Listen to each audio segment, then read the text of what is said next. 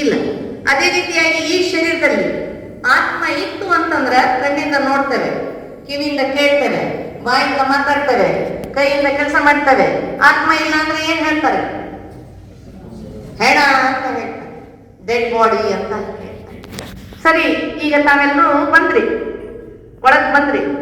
ಯಾರು ಬಂದ್ರು? ಆತ್ಮ. ಈ ಶರೀರಕ್ಕೆ ಜೀವ ಅಂತ ಹೇಳ್ತಾರೆ. ಜೀವ ಪ್ಲಸ್ ಆತ್ಮ, ಜೀವಾತ್ಮ. ಇದಕ್ಕ ಹೆಣ ಅಂತಾರೆ.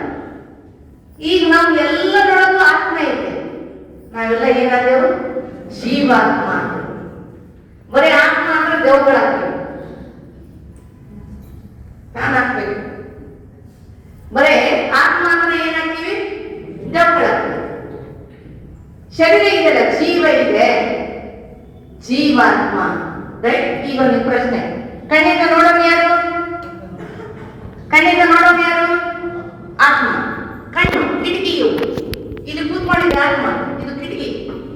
ಕಿಟಕಿ ಕಾರಿಗೆ ಕಿಟಕಿ ಇಟ್ಟಿರ್ತಾನೆ, ಮಕ್ಕಳೇ ಡ್ರೈವರ್ ನೋಡ್ತಾ ಇರ್ತಾನೆ, ಕ್ಲೀನ್ ಮಾಡ್ತಿರ್ತಾನೆ ಏನಾದ್ರು ಡಸ್ಟ್ ಆದ್ರೆ. ಹಂಗೆ ನಾವು ಕಣ್ಣನ್ನು ಕ್ಲೀನ್ ಆಗಿ ಇಟ್ಕೊಳ್ತೀವಿ ನೋಡಕ್ಕೆ. ನೋಡೋದು ಯಾರು? ಹೆಣಕ್ಕೆ ಕಣ್ಣಿರುತ್ತೆ, ನೋಡಲ್ಲ, ಕಿವಿ ಇರುತ್ತೆ, ಕೇಳಲ್ಲ, ಬಾಯಿ ಇರುತ್ತೆ, ಮಾತಾಡಲ್ಲ, ಕೈ ಇರುತ್ತೆ, ಏನ್ ಮಾಡಲ್ಲ. ಈಗ ಹಿಂಗೆ ಮಾಡಕತ್ತೀವಿ, ಹೆಣ ಮಾಡ್ತೀವಿ. ಹಾಗಾದರೆ ಈಗ ನೋಡುತ್ತಿರುವವರು ಯಾರು? ಇಲ್ಲ, ಆತ್ಮ ಈ ಜೀವದ ಮುಖಾಂತರ ನೋಡುತ್ತಿದೆ, ಆತ್ಮ ಈ ಕಣ್ಣಿನ ಮುಖಾಂತರ ನೋಡುತ್ತಿದೆ. ಕೇಳೋನು ಯಾರು? ಕಿವಿ ಮುಖಾಂತರ. ಅಣ್ಣನಿಗೆ ಹೇಳ್ಬೇಕು, ಹಿಂದೆ ಕುತ್ಕೊಂಡು ಕೇಳ್ತಾ ಇರೋದು ಯಾರು?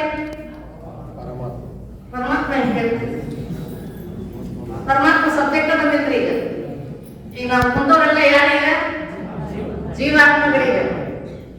ಪರಮಾತ್ಮ ಸಬ್ಜೆಕ್ಟ್ ನೀವು ಇನ್ನೊಂದ್ಸರಿ ಬರ್ತಿರಲ್ಲ, ಆವಾಗ ಹೇಳ್ಕೊಡುವ.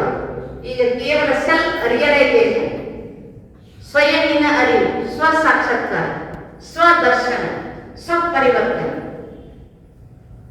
ಹೆಣ ನೋಡುತ್ತ ಯಾರು ಹೋದ್ರು ಒಳಗೆ? ಆತ್ಮ ಹೋಗ್ಬಿಟ್ಟಿರ್ತಾರೆ. ಹೆಣ